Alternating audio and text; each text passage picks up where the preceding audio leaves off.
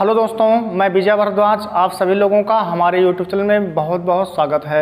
आज हम लोग देखने वाले हैं गुलाम वंश की स्थापना के बारे में और किसके, तो कुतुबुद्दीन ऐबक के बारे में। ठीक, आपको बताया गया था इसके पहले वीडियो में मोहम्मद गौरी के बारे में। पहले हम देखेंगे कुतुबुद्दीन ऐबक के पहले स्थिति क्या थी भारत की। ठीक, इसके पहले आपको बताया गया था मोहम्मद गौरी के बारे में, तराइन का युद्ध, फिर चंदौर का युद्ध बताया गया था।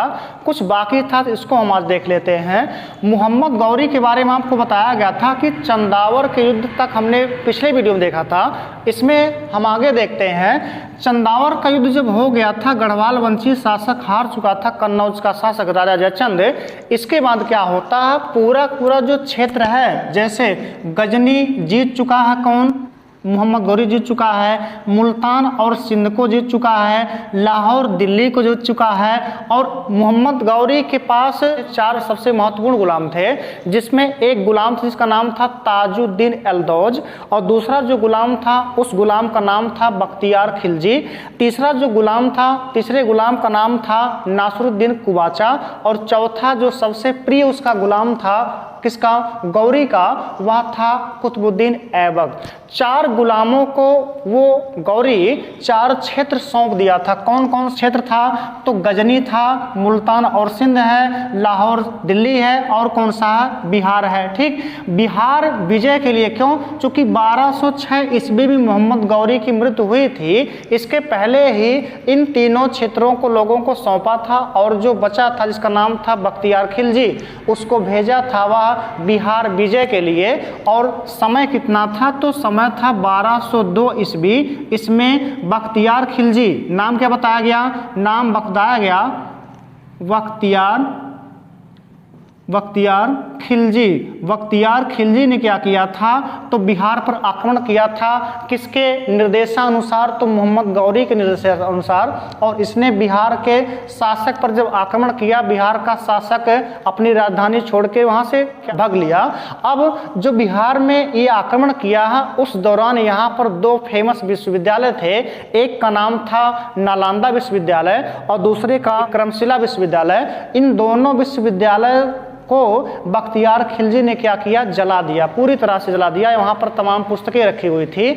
और जो इसको 3 मुख्य फेमस गुलाम हैं, इनको ये कौन कौन सा क्षेत्र दिया था, तो गजनी सुपुर्द कर दिया था किसके, वह था ताजुद्दीन एल्दौज। ताजुद्दीन एल्दौज को इसने क्या दे दिया था, तो गजनी को सौंप दिया था। वो जो क्षेत्र था मुल्तान और सिंध, इस क्षेत्र को दे दिया था किसे, तो ये दे दिया था कुबाचा को। कुबाचा का पूरा नाम क्या था, नासरुद्दीन कुबाचा नाम था। और जो लाहौर और दिल्ली का क्षेत्र दिया था, ये दिया था ऐबक को। ऐबक कौन, तो कुतुबुद्दीन ऐबक। कुतुबुद्दीन ऐबक को दिल्ली और लाहौर का क्षेत्र दे दिया था। और इसी दौरान क्या होता है, 1206 ईस्वी में यहाँ पर जो खख्खरो जनजातियाँ पंजाब में, इन्होंने कर दिया था विद्रोह। और उसी विद्रोह को दबाने के लिए मोहम्मद गौरी आया हुआ था गौर से, कहां पर, तो पंजाब में। और यहां पर उस विद्रोह को दबाता है खख्खरों को। और वापस जाते समय 1206 ईस्वी में यही सिंधु नदी का क्षेत्र है, और इसी सिंधु नदी के तट पर वह अपना डेरा डालता है। और धोखे से 1206 ईस्वी में वहीं पर खख्खरो जनजातियों ने मोहम्मद गौरी की हत्या कर दी। ठीक, अब मोहम्मद गौरी की हत्या हो गई कब, 1206 ईस्वी में। लेकिन इसको बताया गया कि इसके 4 गुलाम थे, और चारों गुलामों को इसने 4 क्षेत्र सौंपता था। गजनी ताजुद्दीन एल्दौज को मिला था, कुबाचा को मिला था मुल्तान और सिंध, लाहौर दिल्ली मिल गया किसको, ऐबक को, और बिहार और बंगाल का जो क्षेत्र था वो किसको मिला था, बख्तियार खिलजी को। ठीक, बख्तियार खिलजी को मिला था। अब यहाँ समस्या ये आ रही है कि चारों के चारों हैं क्या, चारों के चारों गुलाम हैं, तो दिल्ली और लाहौर ऐबक को ही क्यों, ये उठ रहा है सवाल किसके मन में, तो जो ताजुद्दीन एल्दौज है और कुबाचा, क्यों, चूंकि हर किसी की इच्छा है कि हमको लाहौर और दिल्ली का क्षेत्र मिले, जो मिला है किसको, ऐबक को मिला है।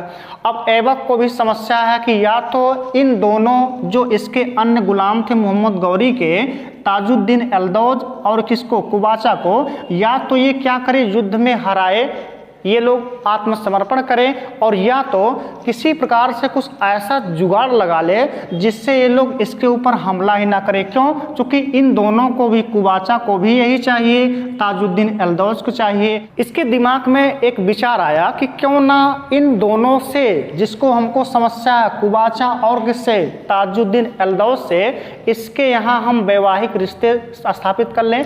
अगर वैवाहिक रिश्ते स्थापित हो गए, सबसे अच्छा उपाय है, चूंकि हो क्या जाएंगे, रिश्तेदार हो जाएंगे और एक रिश्तेदार दूसरे के ऊपर हमला करेगा नहीं। ये विचार उठा किसके, ऐबक के मन में। इसने क्या किया, जो गजनी का शासक है वर्तमान में, कौन, ताजुद्दीन एल्दौज, ताजुद्दीन एल्दौज के पुत्री से विवाह कर लिया। कौन, ऐबक। आप सोचिए, ये ऐबक बन गया ताजुद्दीन एल्दौज का दामाद। कहने का मतलब अगर दामाद बन जाएगा तो बुढ़ऊ अपने दामाद को तो मारेंगे नहीं। सबसे पहला काम इसने क्या किया, ऐबक ने ताजुद्दीन एल्दौज के बिटिया से कर लिया विवाह। अब बचा कौन, कुबाचा बचा। इसकी ऐबक की एक मुंगोली बहन थी, ऐबक ने उसका विवाह करा दिया कुबाचा से। यहाँ भी कुबाचा क्या हो गया, इसका जीजा हो गया। अब जीजा साले के ऊपर आक्रमण करेगा नहीं। इसका मतलब इन दोनों का जो रास्ता है इसने क्या किया, साफ कर दिया, क्योंकि रिश्तेदार हो गए। अब किसी प्रकार का हमला कोई किसी के ऊपर करेगा नहीं। दूसरा, इसी के समय एक अन्य था, किसके, कुतुबुद्दीन ऐबक के समय में है, जिसका नाम था इल्तुतमिश। इसने क्या किया, किसने, कुतुबुद्दीन ऐबक ने इल्तुतमिश के साथ अपने पुत्री का विवाह कर दिया। कहने का मतलब जो इल्तुतमिश था वह कुतुबुद्दीन ऐबक का दामाद भी था और कुतुबुद्दीन ऐबक का वह दास भी था। ठीक, तो ये मैटर चल रहा है अभी। कुतुबुद्दीन ऐबक ने अपना जो पारिवारिक संबंध स्थापित किया वो ताजुद्दीन एल्दौज और कुबाचा के साथ किया। ठीक, अब हम लोग देखते हैं कि ये कुतुबुद्दीन ऐबक था कौन। ठीक, आपको थोड़ा बहुत पता होगा, जो कुतुबुद्दीन ऐबक था, यहाँ ऐबक जनजाति नामक यह तुर्क था। ऐबक एक जनजाति तुर्क था और ऐबक का अर्थ क्या होता है, ऐबक का अर्थ होता है चंद्रमा का देवता। ठीक, इसके बारे में पहले सुन लीजिए। कुतुबुद्दीन ऐबक का जन्म हुआ था तुर्किस्तान में, और तुर्किस्तान में जन्म होने के बाद जैसे थोड़ा सा बड़ा हुआ, यह अपने परिवार से बिछड़ गया। कौन बिछड़ा, तो कुतुबुद्दीन ऐबक बिछड़ गया। और वहीं तुर्किस्तान का एक व्यापारी था जिसने इसको क्या किया, निसापुर एक बहुत बड़ा गुलामों का बाजार था जहाँ पर गुलामों को खरीदा और बेचा जाता था। तो एक व्यापारी कुतुबुद्दीन ऐबक को लेके आया निसापुर के मार्केट में। वहीं बाजार में एक अन्य तुर्क था जिसका नाम था काजी फखरुद्दीन अब्दुल अजीज कुकी। नाम इसका पूरा क्या था, काजी फखरुद्दीन अब्दुल अजीज कुकी। इसने क्या किया, उस व्यापारी से खरीद लिया ऐबक को। अब उसने जब खरीद लिया तो ये ले गया और उसका परवरिश कर रहा है। इसका मतलब ऐबक को भी अपने पुत्र की भांति क्या किया, उसने पाला था। किसे, तो कुतुबुद्दीन ऐबक को इसने कुरान का पाठ करना भी सिखवाया और इसने शस्त्र विद्या भी सिखवाया। कहने का मतलब पूरी तरह से इसको पारंगत कर दिया था हर एक क्षेत्र में। आगे चलकर अब्दुल अजीज कोकी की हो जाती है मृत्यु, और अब्दुल अजीज कोकी के भी कुछ पुत्र थे जो इससे जलते थे, है ना। अब्दुल अजीज कोकी के मरने के बाद उसके पुत्रों ने फिर से कुतुबुद्दीन ऐबक को बेच दिया। किसने खरीदा, तो खरीदा था मोहम्मद गौरी ने। मतलब ये पहुंच गया कुतुबुद्दीन ऐबक मोहम्मद गौरी के पास खरीदते बेचते हुए, है ना। गौरी के पास जब पहुंचता है तो यह है गौरी के जो अभियान थे, जैसे तराइन का द्वितीय युद्ध, चंदावर का युद्ध, हमेशा यह गौरी के साथ था। ठीक, और कुतुबुद्दीन ऐबक के कार्यों को देखते हुए जो गौरी था इसे अमीर ए आखूर के पद पर स्थापित किया था। अमीर ए आखूर का जो पद होता है इसको कहते हैं अस्तबल का प्रधान। मतलब जो घुड़सवार घोड़े होते थे उस अस्तबल का एक प्रधान था। और उस समय जो समय चल रहा था उस समय अस्तबल का जो प्रधान होता था उसका बहुत बड़ा पोस्ट होता था। ठीक, आगे चल के मोहम्मद गौरी की हो जाती है मृत्यु और यहाँ का जो शासक बना कहाँ का, दिल्ली और लाहौर का, ये बन गया कुतुबुद्दीन ऐबक। अब ध्यान दीजिए, इसकी तमाम उपाधियाँ थी। कुतुबुद्दीन ऐबक को तमाम उपाधियाँ मिली थी। उपाधियाँ क्या क्या थी, तो सबसे पहली जो उपाधि मिली थी कुतुबुद्दीन ऐबक को, यह क्या मिला था, सबसे पहला उपाधि को हम लोग देख लेते हैं। उपाधि क्या क्या मिली थी। सबसे पहली जो उपाधि मिली थी यह मिला था हातिम ताई। हातिम ताई। दूसरी जो उपाधि थी यह क्या था, तो लाख बख्श। लाख बख्श, लाख बख्श का क्या अर्थ होता है, लाखों का दान देने वाला। लाख बख्श का अर्थ होता है लाखों का दान देने वाला। अन्य जो एक उपाधि थी यह क्या था, यह था पील बख्श। पील बख्श, पील बख्श का अर्थ क्या होता है, तो हाथियों को दान करने वाला। हाथियों को दान करने वाला, इसको क्या कहा जाता है, तो पील बख्श कहा जाता है। एक अन्य उपाधि भी थी इसकी, वह था कुरान खां। इसकी उपाधि क्या थी, इसकी उपाधि थी कुरान खां। कुरान खां क्या क्यों उपाधि दिया गया था, तो बचपन में जब अब्दुल अजीज कोकी ने इसको खरीदा था, उसी दौरान जब इसको कुरान का पाठ करना सिखाया गया तो बहुत ही अत्यंत सुरीले आवाज में यह हमेशा कुरान का पाठ किया करता था, इसलिए इसका नाम क्या पड़ गया, कुरान खां नाम पड़ गया। इसका मतलब इसको कुल 4 उपाधियां मिली थी। सबसे पहला हातिम ताई था, दूसरा क्या था लाख बख्श, तीसरा था पील बख्श और चौथा क्या था कुरान खां। ठीक, जो कुतुबुद्दीन ऐबक है यह गुलाम वंश का संस्थापक था।